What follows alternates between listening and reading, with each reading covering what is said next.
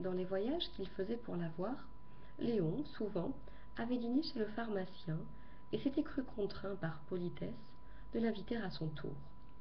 Volontiers, avait répondu monsieur Homais. Il faut d'ailleurs que je me retrempe un peu, car je m'en croûte ici. Nous irons au spectacle, au restaurant, nous ferons des folies. Ah, bon ami, murmura tendrement madame Homais, effrayée des périls vagues qu'il se disposait à courir. Eh bien, quoi? Tu trouves que je ne me ruine pas assez ma santé à vivre parmi les émanations continuelles de la pharmacie? Voilà du reste le caractère des femmes. Elles sont jalouses de la science, puis s'opposent à ce que l'on prenne les plus légitimes distractions. N'importe, comptez sur moi, un de ces jours je tombe à Rouen et nous ferons causer ensemble les sauter ensemble les Monaco. L'apothicaire, autrefois, se fut bien gardé d'une telle expression, mais il donnait maintenant dans un genre folâtre et parisien qu'il trouvait du meilleur goût. Et comme madame Bovary, sa voisine, il interrogeait de Claire, curieusement, sur les mœurs de la capitale. Même, il parlait argot afin d'éblouir les bourgeois, disant turne, bazar, chicard, chicandard, Bread Street, et je me la casse pour je m'en vais. Donc un jeudi, Emma fut surprise de rencontrer dans la cuisine du Lion d'Or monsieur Homais en costume de voyageur, c'est-à-dire couvert d'un vieux manteau qu'on ne lui connaissait pas, tandis qu'il portait d'une main une valise et de l'autre la chancelière de son établissement. Il n'avait confié son projet à personne dans la crainte d'inquiéter le public par son absence. L'idée de revoir les lieux où s'était passée sa jeunesse l'exaltait sans doute, car tout le long du chemin, il n'arrêta pas de discourir. Puis, à peine arrivé, il sauta vivement de la voiture pour se mettre en quête de Léon.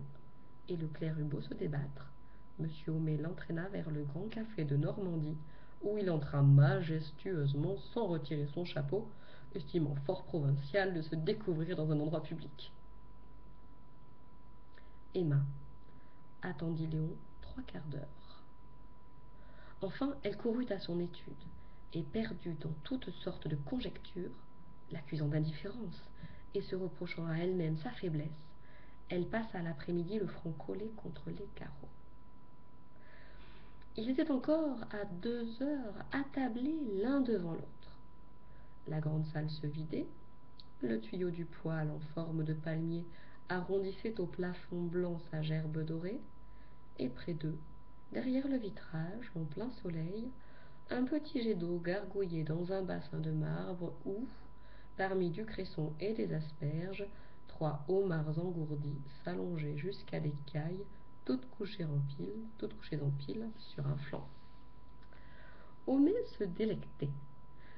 Quoiqu'il se grisât du luxe encore plus que de bonne chère, le vin de pommard cependant lui excitait un peu les facultés, et lorsqu'apparut l'omelette au rhum, il exposa sur les femmes des théories immorales. Ce qui le séduisait par-dessus tout, c'était le chic. Il adorait une toilette élégante dans un appartement bien meublé. Et quant aux qualités corporelles, il ne détestait pas le morceau. Léon contemplait la pendule avec désespoir. L'apothicaire buvait, mangeait, parlait. Vous devez l'être, dit-il tout à coup, bien privé à Rouen. Du reste, vos amours ne logent pas loin. Et comme l'autre rougissait, allons, soyez franc, n'irez-vous qu'à Yonville? Le jeune homme balbutia. Chez madame Bovary, vous ne courtisiez point, et qui donc? La bonne! Il ne plaisantait pas. Mais la vanité l'emportant sur toute prudence, Léon malgré lui se récria. D'ailleurs, il n'aimait que les femmes brunes. Je vous approuve, dit le pharmacien, elles ont plus de tempérament. Et se penchant à l'oreille de son ami, il indiqua les symptômes auxquels on reconnaissait qu'une femme avait du tempérament.